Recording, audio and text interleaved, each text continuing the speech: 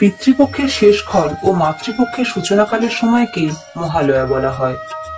ভাদ্র মাসে কৃষ্ণ প্রতিপদ থেকে শুরু করে পরবর্তী অমাবস্যা পর্যন্ত সময়কে পিতৃপক্ষ বলা হয়। পুরাণ মতে ব্রহ্মদেবের নির্দেশে পিতৃপুরুষরা এই 15 দিন মনুষ্যলোকের কাছাকাছি চলে আসেন। তাই এই সময় তাদের উদ্দেশ্যে কিছু অর্পণ করা হলে তা সহজেই তাদের কাছে পৌঁছে যায়।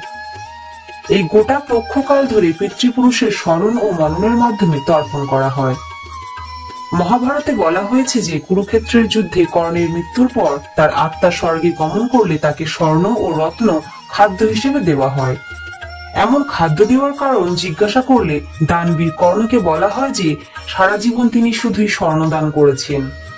তিনি তার পিতৃগণের উদ্দেশ্যে কোনোদিনও দান হিসেবে জল ও খাদ্যশস্য প্রদান করেননি।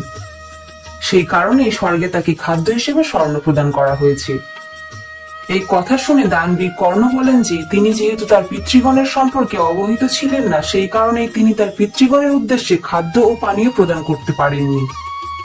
তখন দেবরাজ ইন্দ্রের নির্দেশে ভাদ্র মাসের কৃষ্ণ প্রতিপদ তিথিতে কর্ণ 16 দিনের জন্য মর্তে গিয়ে পিতৃলোকের উদ্দেশ্যে অন্ন এবং জল প্রদান করেন। তারপর আশ্বিন মাসের অমাবস্যা তিথিতে শেষবারের মতো জল প্রদান করে তিনি স্বর্গে ফিরে যান। সনাতন ধর্মে এই রীতিনীতি প্রাচীন কাল থেকেই চলে আসছে। সনাতন ধর্মের মানুষরা এই প্রথাকে শ্রদ্ধার সাথে তাদের মৃত পূর্বপুরুষদের স্মরণ করার পাশাপাশি তর্পণের মাধ্যমে তাদের ভালো থাকার প্রার্থনা করেন। রামায়ণে বলা হয়েছে যে ত্রেতা যুগে ভগবান শ্রী রামচন্দ্র অকালে দেবী মহামায়ার আরাধনা করেছিলেন রাবণের লঙ্কা জয় করে দেবী সীতাকে উদ্ধারের জন্য। শ্রী রামচন্দ্র অকালে বা অসময়ে দুর্গাপূজা করেছিলেন বলে শরৎকালের এই পূজাকে দেবীর অকাল বোধন বলা হয়। নিয়ম অনুসারে প্রকৃত দুর্গাপূজা হয় বসন্তকালে, সেই পূজাকে বাসন্তী পূজা বলা হয়। পুরাণ মতে প্রলয়কালে পৃথিবী এক বিরাট কারণ সমুদ্রে পরিণত হয়েছিল। সেই সময় ভগবান শ্রীবিষ্ণু সেই সমুদ্রের উপর অনন্তনাগকে সজ্জা করে যোগনিদ্রায় মগ্ন হয়েছিলেন।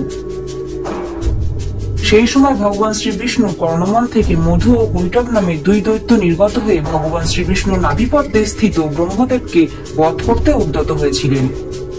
প্রচন্ড ভীত হয়ে ব্রহ্মদেব ভগবান বিষ্ণুকে জাগরিত করার জন্য তার নয়নাশ্রিতা দেবীর স্তব করতে লাগলেন। সৃষ্টি হয়ে দেবী ভগবান শ্রীবিষ্ণুকে জাগরিত করলেন এবং তিনি 5000 বছর ধরে দৈত্য মধু ও কৈটবের সাথে মহাযুদ্ধে রত হলেন।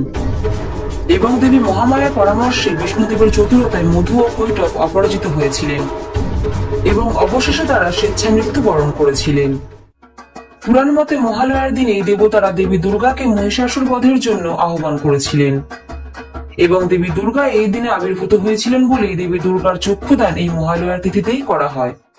ব্রহ্মদেবের বরদান অনুযায়ী কোনো পুরুষ বা দেবতারা কখনো মহিষাসুরকে হত্যা করতে পারবে না।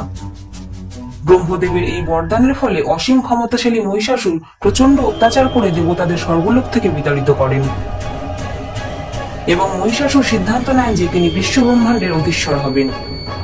তখন সমস্ত দেবতাদের উপস্থিতিতে ব্রহ্মা, বিষ্ণু, মহেশ্বর সম্মিলিত হয়ে দেবী মহামায়ার রূপে অমোঘ নারী শক্তি সৃষ্টি করেছিলেন। দেবতাদের অস্ত্রে সুসজ্জিত হয়ে সিংহ বাহিনী দেবী দুর্গা 9 দিন ব্যাপী যুদ্ধে মহিষাসুরকে পরাজিত করে বধ করেছিলেন। অবশেষে দেবী দুর্গা মহিষাসুরের অত্যাচারের হাত থেকে সমগ্র বিশ্বজগৎকে উদ্ধার করেছিলেন।